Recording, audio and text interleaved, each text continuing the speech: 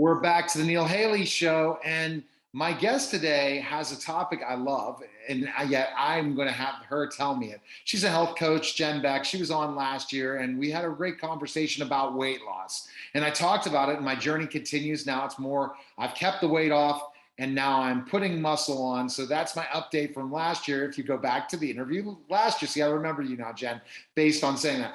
And today, Jen's going to talk about things that happen that we just don't expect. And you'll call the topic. What is that topic?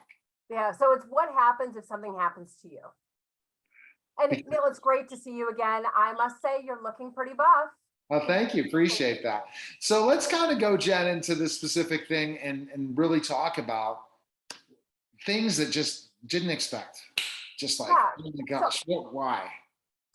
So for me, this goes back to really my journey on how I got started in nutrition and wellness 22 years ago now. My mom had a series of relapses with her multiple sclerosis, and she went from living on her own to being in a nursing home in 6 weeks. And she had done all the preventative medications to make sure that that never happened. But I don't think she ever thought about what happened if something happened to her. For her to go from living on her own to being in a nursing home that quickly, I still remember standing in her living room, watching her sort through every possession she had, deciding if it's going to go to a nursing home or in storage or in Goodwill or even maybe the garbage. And for me, that put a spark in me, Neil. Like I knew I had to do something to be able to help my mom because she was relying on just the medications for prevention. And I also wanted to make sure that I never ended up in the same situation.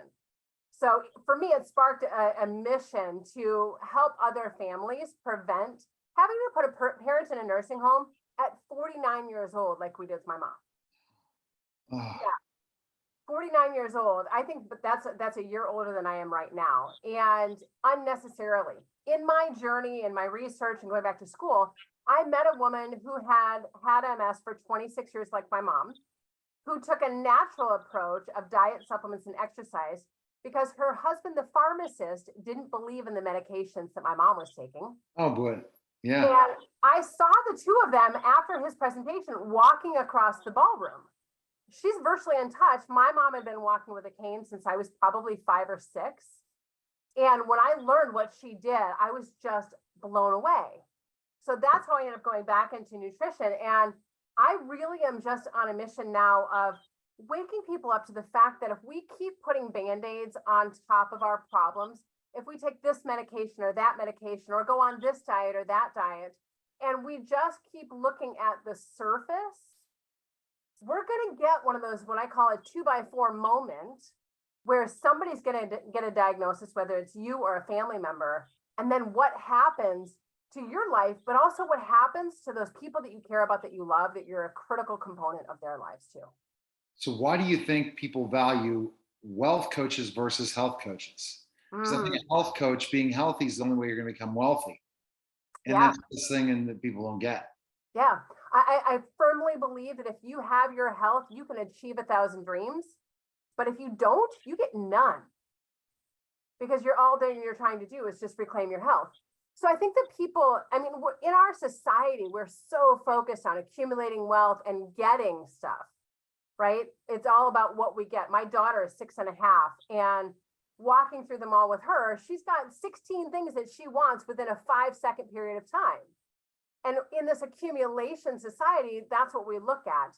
And the only time we focus on our health is when something happens, when something's wrong, when we have a symptom that's great enough that we can't just live with on a day-to-day basis. So I think some of it's societal and honestly, taking care of your health, it's not always as much fun as going out and having a burger, fries, and a beer. Yes. So, but you have to see the result of not living healthy. And I have seen it from how I've kind of overcome and changed my health in certain ways, blood pressure down, different things based on making decisions that, guess what? It's not worth having that hamburger anymore. It's not worth doing those specific things anymore. And that's key. If you don't do those things, oh man, you're in deep trouble, because a lot of things that you're used to doing all the time, you won't be able to do anymore. What are you planning on doing when you're 60? What are you planning on when you're retired?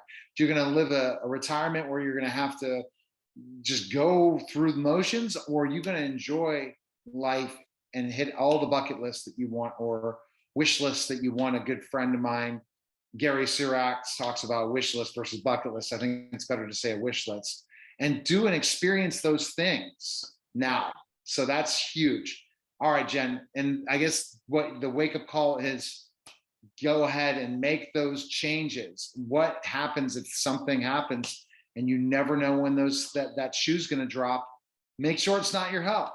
Make sure it's something that you can recover quickly from. Health, you can't. It's too late. Fall, it's too late. Certain things happen, it's too late. Make the changes today. Where can people find info on you, Jen? So you can go to CompleteHealthRevolution.com. And for your listeners, Neil, for those people that this is their wake up call and they're ready, they can go to talkwithjenbeck.com and schedule a time for us to be able to do a barrier breakthrough session. So we look at what are the things that are standing in your way from living your optimal health, from living your optimal life. So you can create baby step changes and transform your health starting today. Well, appreciate it, Jen. Thanks for stopping by. And it was great having you on the show again. Thanks so much, Neil. It's great seeing you again. Good to see you too. You're listening and watching the Neil Haley Show, and we'll be back in just a moment.